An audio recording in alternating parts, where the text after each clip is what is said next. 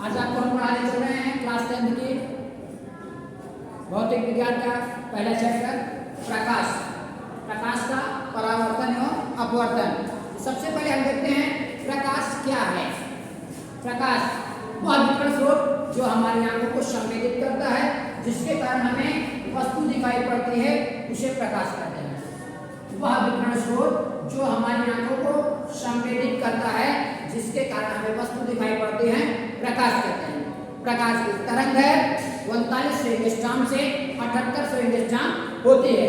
निर्वात में प्रकाश की चाल 3 × 10⁸ मीटर प्रति सेकंड होती है। सबसे पहले हम आपको बता दें प्रकाश के स्रोत।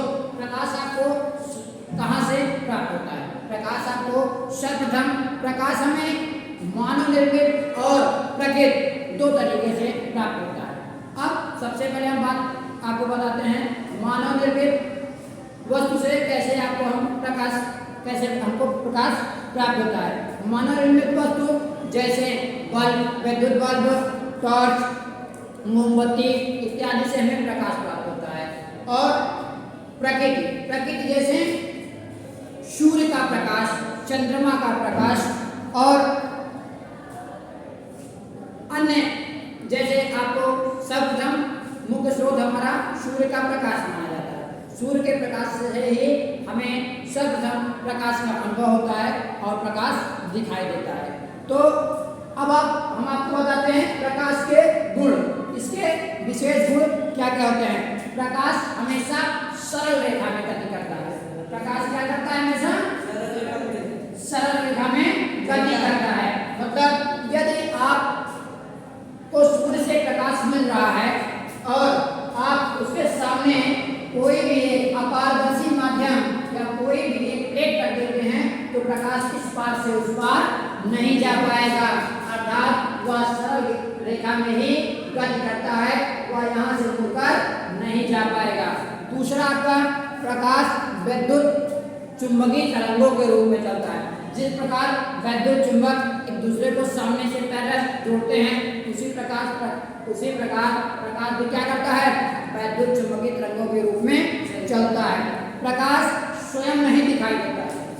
किसी ने प्रकाश देखा है? नहीं देखा है, लेकिन प्रकाश की वजह से आप अन्य वस्तुओं को देख सकते हैं। तो प्रकाश का तीसरा गुण क्या है? प्रकाश स्वयं नहीं दिखाई पड़ता है, प्रकाश के कारण हम अन्य वस्तुओं को देख सकते हैं। जैसे कि आपको मैंने पहले बताया कि निर्वात में प्रकाश की चाल 3 × 10⁸ मीटर प्रति सेकंड होती है।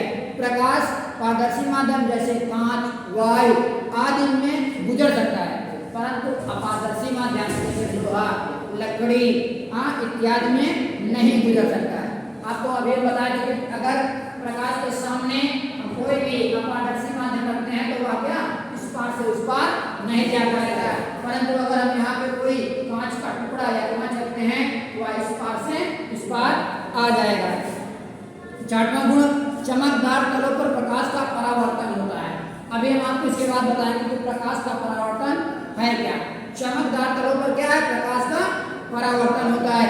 यदि प्रकाश एक पारदर्शी माध्यम में दूसरे पारदर्शी माध्यम में जाता है, उसे हम क्या कहते हैं? अपवर्तन कहते हैं प्रकाश का। ठीक है, पहले भी आपको हम बताए हैं इसकी तरंग है कितनी?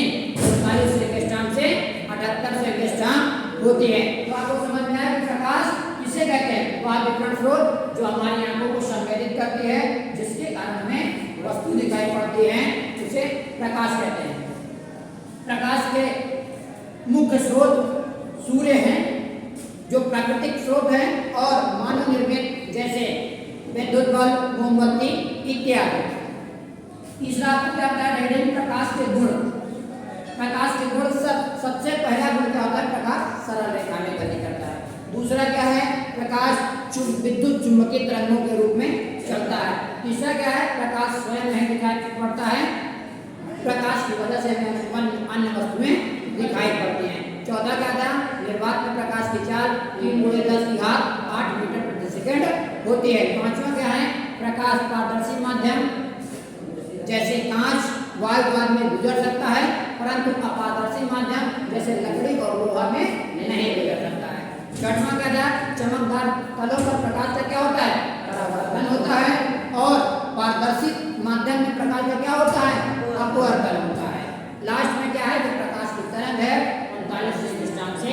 78 से एक्स्ट्रा होती है। तो हम आपको अब बता दें प्रकाश का परावर्तन क्या है। क्या है रिफ्लेक्शन ऑफ लाइट, प्रकाश का परावर्तन, प्रकाश का परावर्तन। हम आपको बता दें कि अभी आपको बताया कि जब प्रकाश किसी चिकने, चमकदार या पालिशदार तल पर गिरता है तो गिरने के पश्चात उसका अधिकांश भाग उसी मार्ग में वापस लौट जाता है। वापस लौटने की यह क्रिया प्रकाश का परावर्तन कहलाती है। प्रकाश का ये मुख्य गुण भी है और आपको बता दें प्रकाश का परावर्तन भी का नियम क्या है। प्रकाश का परावर्तन भी यही कहलाता है। क्या कहलाता है?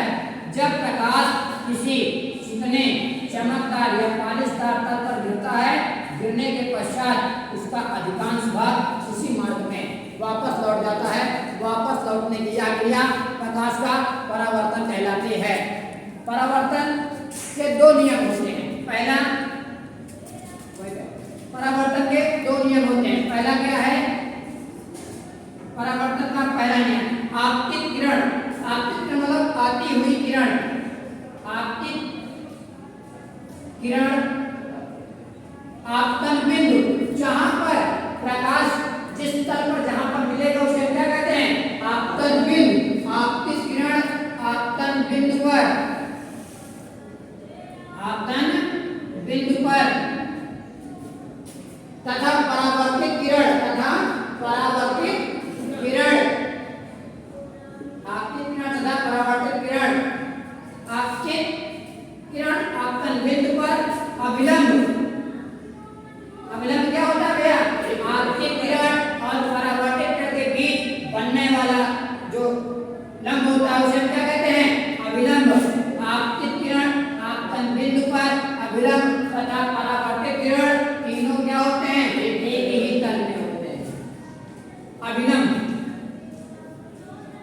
अब हम देखते हैं कि दूसरा नियम, परावर्तन का दूसरा नियम, आपतन कोण, आपतित किरण और अभिलंब के बीच बनने वाले कोण को हम क्या कहते हैं? आपतन कोण। आपतन कोण तथा परावर्तन कोण सदैव बराबर होता है। क्या होता है भैया? आपतन कोण तथा परावर्तन कोण सदैव बराबर होता है। अब दूसरा हम आपको ये बताते हैं प्रकाश का अपवर्तन। प्रकाश का अपवर्तन, प्रकाश का अपवर्तन क्या है भैया? अभी आपको हमने प्रकाश के गुण में बताया था कि जब प्रकाश एक माध्यम से दूसरे माध्यम में जाता है, जब प्रकाश एक, आप ये मान लीजिए कि जब प्रकाश किसी एक माध्यम से दूसरे माध्यम में जाता है तो वह अभिलंब की ओर झुक जाता है, अभिलंब से दूर हट जाता है। प्रकाश के इसी गुण को हम क्या कहते हैं? प्रकाश का परावर्तन कहते हैं। ठीक है ना? अब जैसे ये प्रकाश भैया इधर गया, कभी ऐसे हो जाएगा तो कभी यहाँ चला जाएगा। अब ये कब होता है? जब प्रकाश